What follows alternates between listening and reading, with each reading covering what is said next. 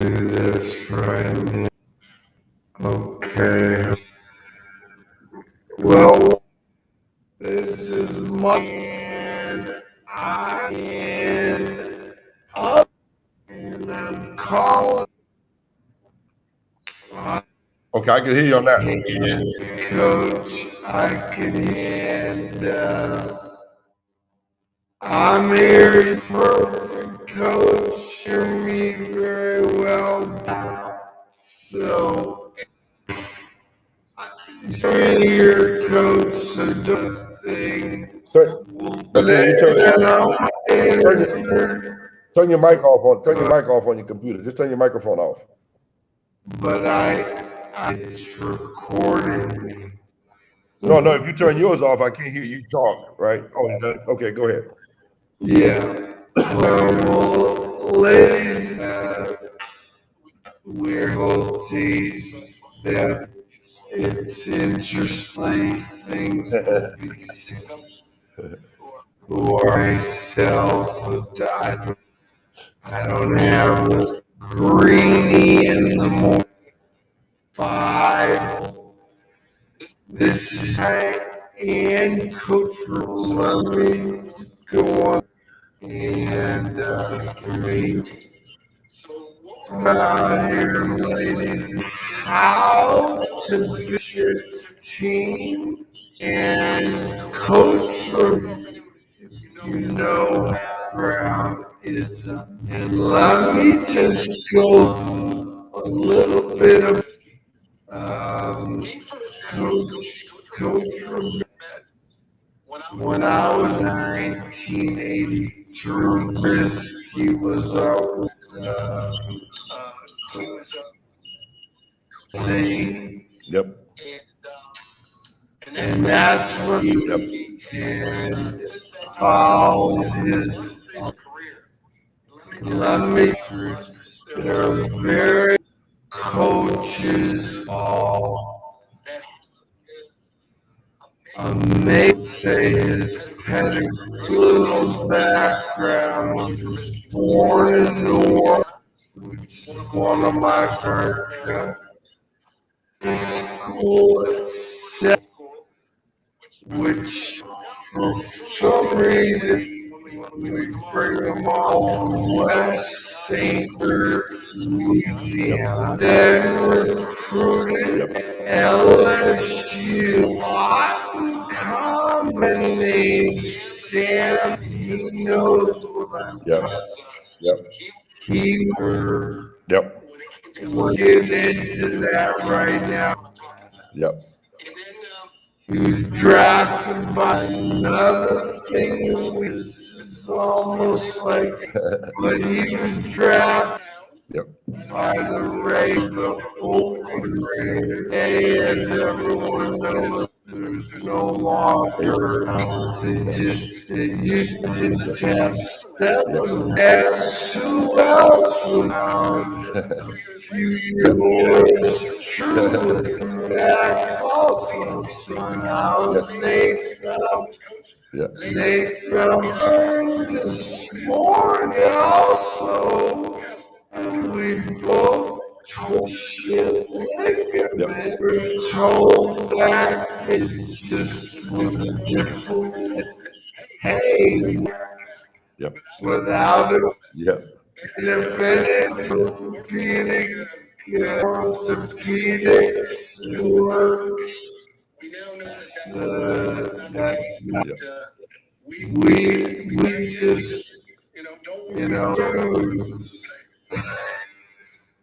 So then coach went on to play the championship 1970 when they Penn State were at he had Davis coach and player that he'll have a championship team and has a background so many, and I just, if you go Hall of Fame and listen to Marcus Bailey, Dion, Daryl Green, Coach Tony Ulysses will guess who their Hall of Fame with them. Yep. You're right, Robiskie. I'm a testament. I don't continue to talk. I want to bring him on. Stop talking about his American background. Now, hold on. You're on the dot. Well, welcome. Well, thank you, Mike. I'm happy to be on. I'm happy to come on and join you and sit down and chat a little bit. And let's just do it. Let's just do the show and have a good time. Like I told you, I can sit down and talk football all day, you know. So I'm good just as long as you can hear me. I just want to make sure you can hear me. But I'm good. I'm good with everything. Everything is good on my end. I appreciate the introduction. The first thing I think I need to do is correct you. You said I played in that 77 Super Bowl with those guys. I didn't play with them. I didn't play with Snake in that game. I got drafted right after that game. But I did. I was there with you in the 83 season, 84 Super Bowl. So I have a ring for that one. I'm very, very happy about that. Well, Coach, and I, anytime, so many years to me, but I would like what makes an ESPN we always call. Oh, Coach. I got you. I got you. And I heard you. I could hear you talking about ESPN and you don't work for those guys. And that's good. That's good. It's a good thing to be independent and don't have to depend on those guys. It's a good thing we're having some tech. Here's what you talk about what the game you played and you and African American, my opinion, race. I mean, racism in this country. I mean, I don't even, I take for going through the paving the way African Americans, but what it was like as a player, got it, how you've been amazing. Well, the first thing I'll tell you, Mike, is the one thing I'll say to you is this. Every team that I've been on that we won, every organization that I've been in where we won, it started with love. And it was love among everybody. Every player, you hear guys today, well, I work with him. I don't have to love him. I don't have to go out to dinner with him. I don't have to go out. Back then, that's all we did. We went to dinner with guys. We loved hanging out with our teammates. We knew we had each other's back. Now whether that was in high school, whether it was at LSU, whether it was at the Raiders, anywhere I've ever been on a team, an organization that won, it started with love. And that's what we've always done. And it's been successful for us forever. I got started, like you said, there was a lot of things that I went on in my life that I went through. I went to LSU, as you kind of alluded to earlier. I was one of the first 4-5, not the first, but one of the early 4-5 guys, African-American, to go to LSU. I think I was the number one recruit in the nation out of high school. And I can say I was the first African-American number one in the country, recruit in the country, to go to LSU. And I was happy and I'm proud of it. I'm proud of the fact that I went there and helped open some doors that are still open today. I'm happy about that. From LSU, I got drafted by the Raiders. The year I got drafted, like you said, I was like you. I was drafted in the 8th round. And just like you, I was drafted by a guy named Al Davis in the 8th round. And he reminded me all the time, I'm pretty good with 8th round pick, Terry. You still here. And when he drafted you, it was the same thing. He drafted Mike. He was very, very high on you. And, he said, hey, sometimes I see things people don't see, and I think the good thing about Al Davis, not only did he see talent, he saw heart. He saw good people, and he saw people that enjoyed football and loved being around people. So that was a big plus, and that's like you said, it's the biggest thing you and I have in common is having the ability to be drafted by a guy named Al Davis, and that's a big plus, you know. And the world saw him in a different light than the way we saw him, but he was a phenomenal guy. He was a phenomenal owner, and I said next to my grandfather and my father, he was the most influential guy I think that ever touched my life, especially in this world of professional football. You know, he really touched my life and molded it and made it to what it is. And there was no way in the world I could have ever survived without Al Davis. I would not have survived in this business. I promise you that if it wasn't for a guy named Al Davis, it just wouldn't have happened. You know what I mean? The guy has been he's been in my head and my heart my whole life, and I love him for it. I love him every day. You know, I really do. Well, Coach, we're But that's okay. We're having a little technical difficulty, but that's fine. It's just added to the show. That's all it is, Mike. ready to run indicating theology that we didn't have. We'll call hear you loud and there for some reason. Okay. And hear this question. Every coach, Yeah, you've got to keep that. I hope Yes. coach some teams out there, bottom of the range that are out to college teams. I know could, and one of the reasons is you the sideline, and the other thing that I quarterback, and Yes, I was. Yes, I was. and so Yes. you are a head coach.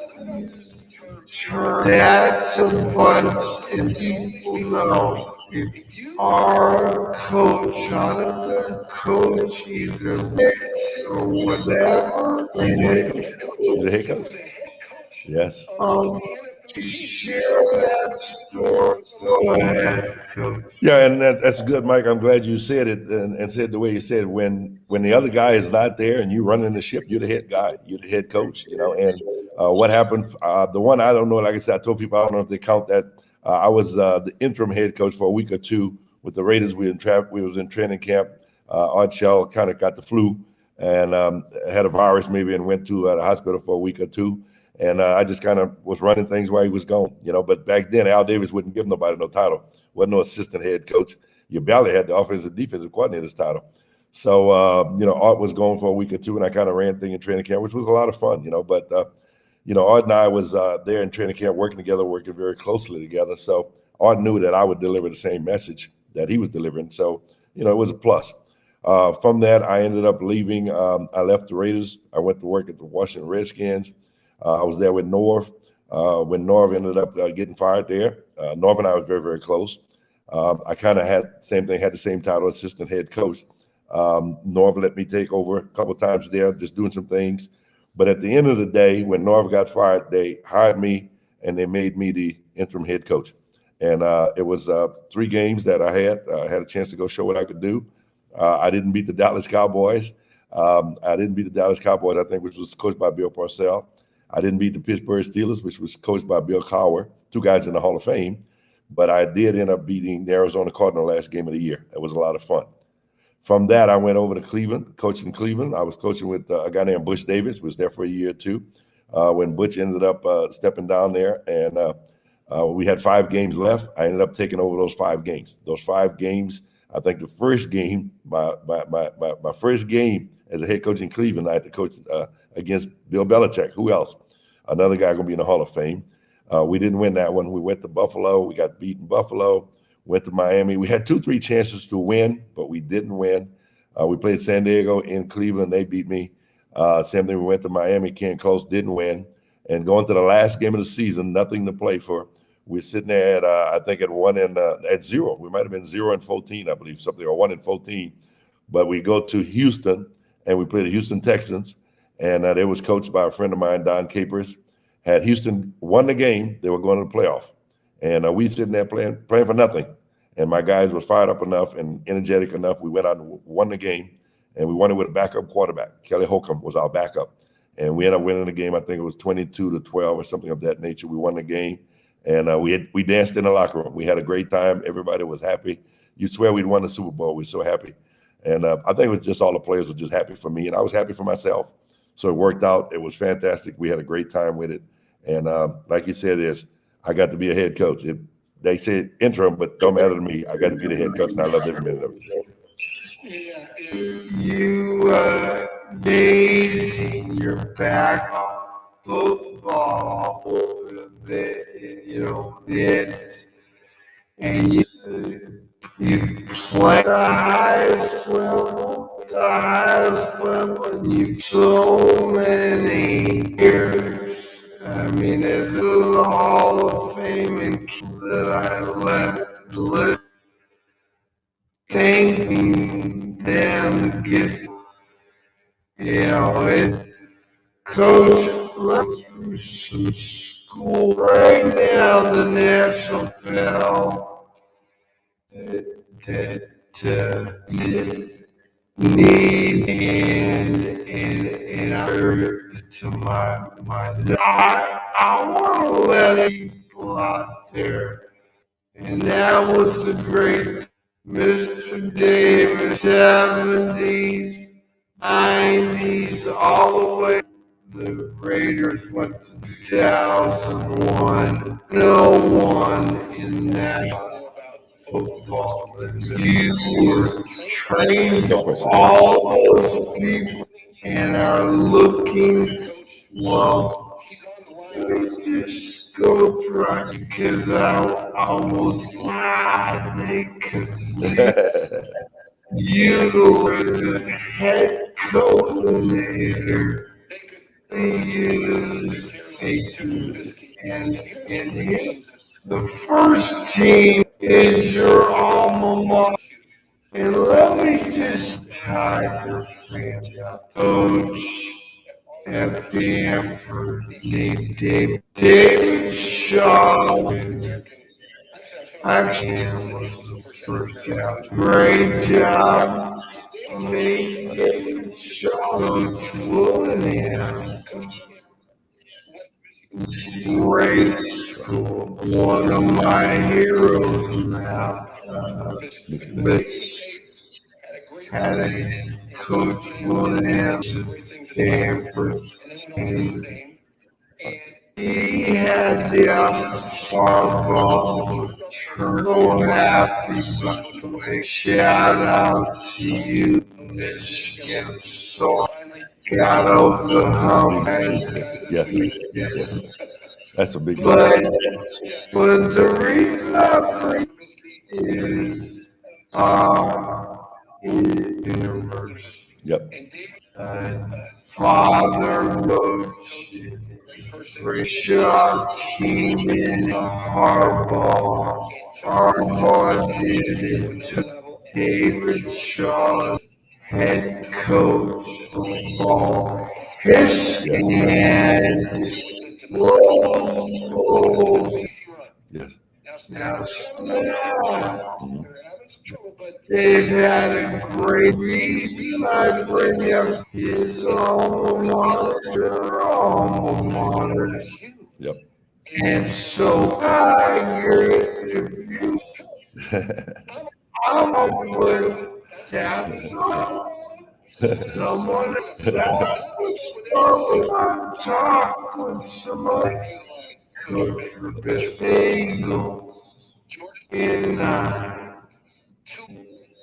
Coach Ron, they're the 10 or the Bull.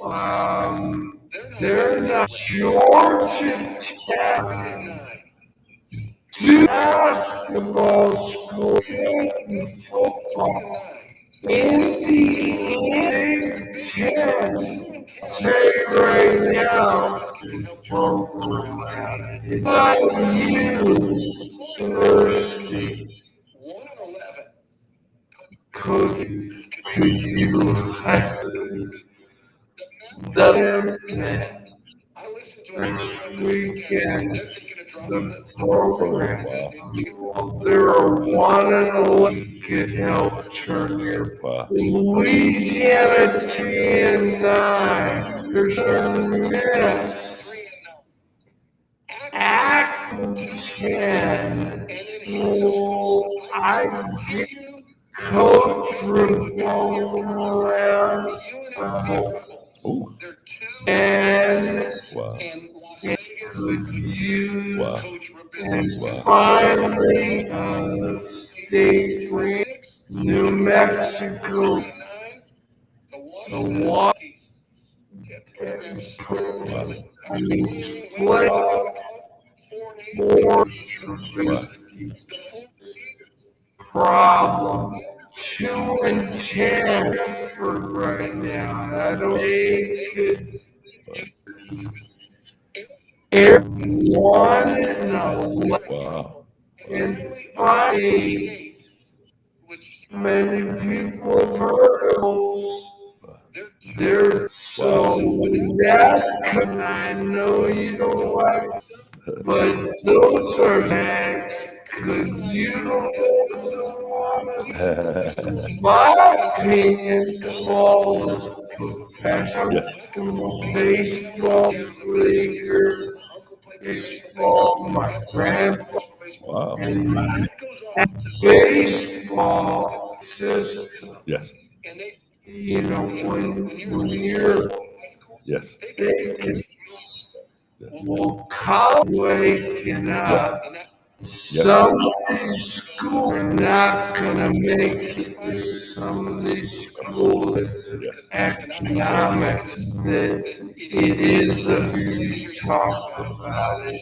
Go ahead, Well, the Coach. one thing I'll say, Mike, is thank you again for mentioning my name for all that stuff you just mentioned. A lot of those schools, of course, I've got a lot of friends at quite a few of those schools. I've got a lot of respect for them, a lot of respect for the hours and the work that coaches put in at all level, especially college football. You know, those guys got to go out and recruit and sell that program. We don't have to do that in professional football, but that's part of the business, you know. But I think, like you said, is the one fear I have. There's a part of me that says that I'm happy. You know, I'm happy that they decided to start paying those athletes in college, and I think it'll be great. The thing that makes me nervous, you know, is that, okay, you know, we'll pay those guys at Alabama. Alabama's going to be in the national championship game, and they're going to be there, and those guys going to make a lot of money advertising. That's fantastic. But a couple of those schools that you just mentioned, they don't get to go to that national championship game. They don't have the big-time alums sending that money to that school. They don't have the support financially that a lot of people have.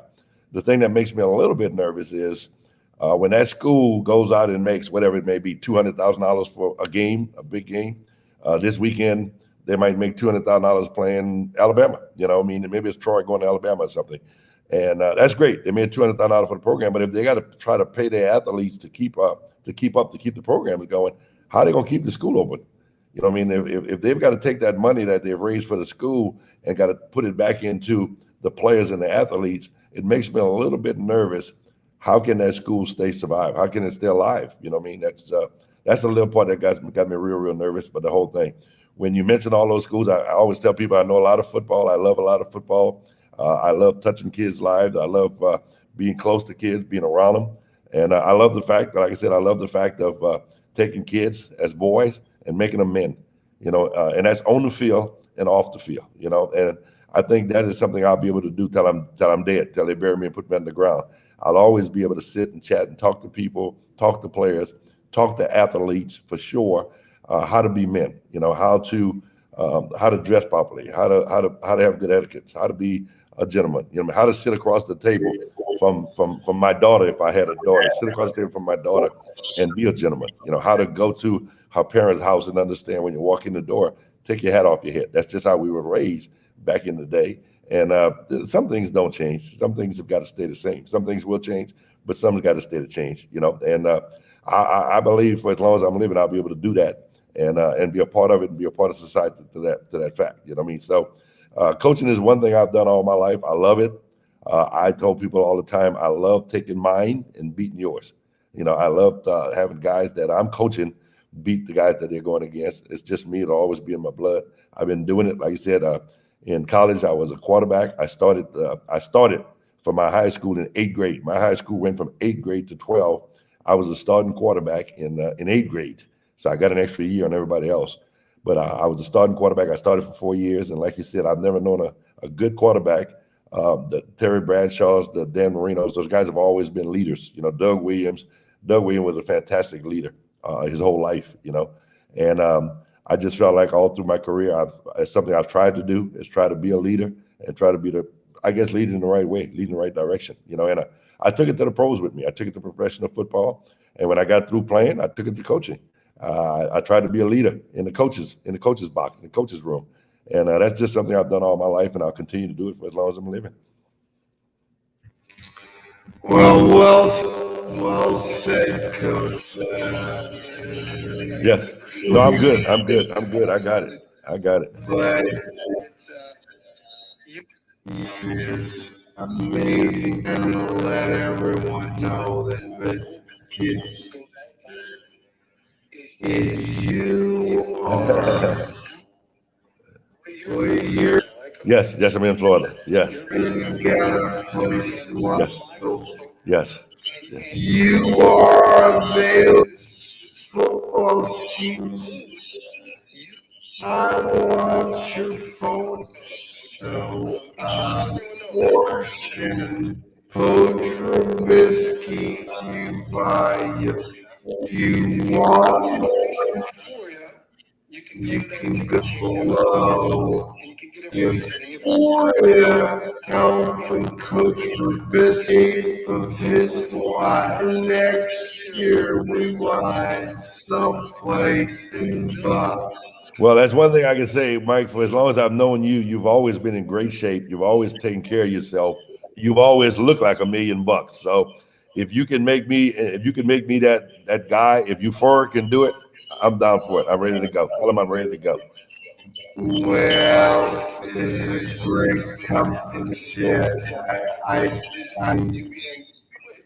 was the head coordinator or the major college or coordinator earlier.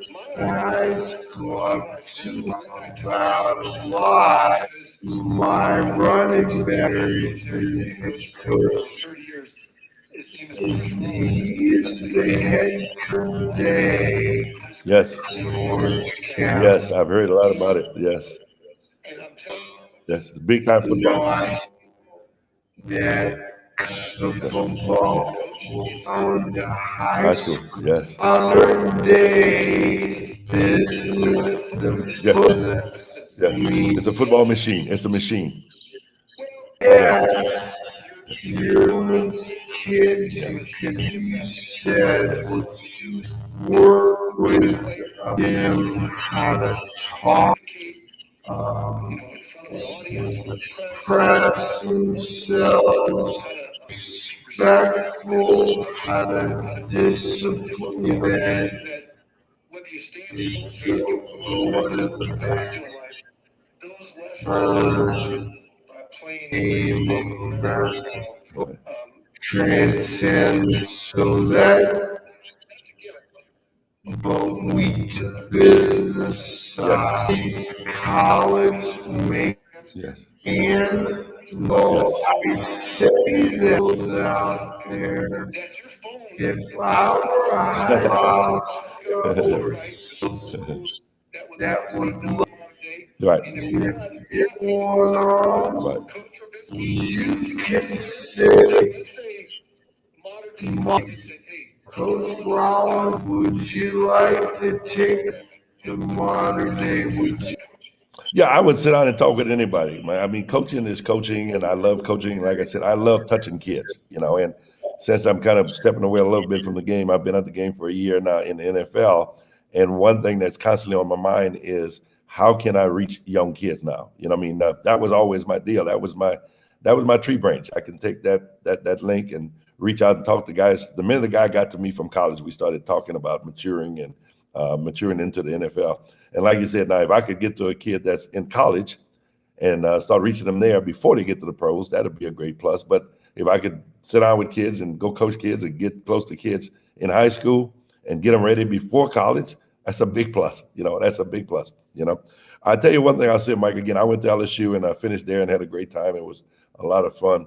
But I had a son that went to a school called Ohio State, and I know you said Michigan just beat them. And my hats off to Coach Harbaugh. I think he's one of the best coaches that came through the NFL, and my hats off to him. And the one thing I'll say is every kid that I've ever seen, ever coached that came out of Ohio State, especially the group that was under Coach Tressel, I think that was a great time. That was a great year, great years. And I've always said Coach Tressel, I think, did the best job I've ever known, was to take young boys, and when they leave Ohio State, they were all grown men. And I learned a lot from Coach Tressel when he had my son there, him and Teddy Ginn and Gonzo. And I just learned so much from Coach Tressel when he was at Ohio State, and I took it with me to every pro job I've ever had. And I loved it. I love that part of it. Yeah, well, it's great on this call. Unmuted. I got you. Oh, unmuted. There you go. There we go. There you go. There we go. We Yes. have Coach Tress. Right. Or Sean Payton. Yes. I'm National Football League Saban. Yes. We could go down a lot. Dungy would love your thoughts on what I think we're gonna do. We meet on the dining. Are you available? I might be. That part there, not to commit right now and say I could be on every Monday. I'm not sure, Michael. I'll be moving. Like today, I'm leaving. I'm in Miami, but I'm leaving in a couple hours. I'm leaving to go to New Orleans. I got to go over there. I got some things I've got to get done over there. But I certainly got stories I can use in all those guys. Now, Coach Dungy, and I'll show you how far back he and I go. Coach Dungy and I we were, believe it or not, you can appreciate this one. We were roommates in the East-West Flying game, played at Stanford Stadium, right? We played there at the East-West Flying game, and Tony and I were roommates for about 8 days. We were roommates there. We've been best friends ever since. Ever since we've been best friends. But he might not want me to tell you guys how he snore at night and stuff, and I couldn't get no sleep. He'd be up all night studying his playbook, and then when I'd go to sleep, he'd get in bed, start snoring. It woke me up, So he might not want me to tell that story, but he and I have been best friends for as long as I can remember. It's been I tell you this, when he and I got together at the East-West Flying game, I can remember walking through the hospital, and we both had hair. We both had a lot of hair on our head. Coach, I mean, as you said on, by the way, and we haven't talked a little bit about for this on the dot special guest to let the world are available. Okay. All right. And there's the 99 talking about the crowd so fair in the national football or major program that's right. Those and I want to see phone because and I coach and I'm big coach. Yeah, it starts. Everything starts with love, Mike, and I love you, and I love coming on with you. And the biggest thing for me was I wanted to come on and share that Al Davis draft 8th round pick by Al Davis to be drafted by Al Davis in rounds of plus, and that's one thing you and I had very much in common. And again, I could remember like yesterday when he said, "Terry, I'm pretty good at picking guys in the 8th round. You still here?" So I had to come see. I want to share that story with you and your fans.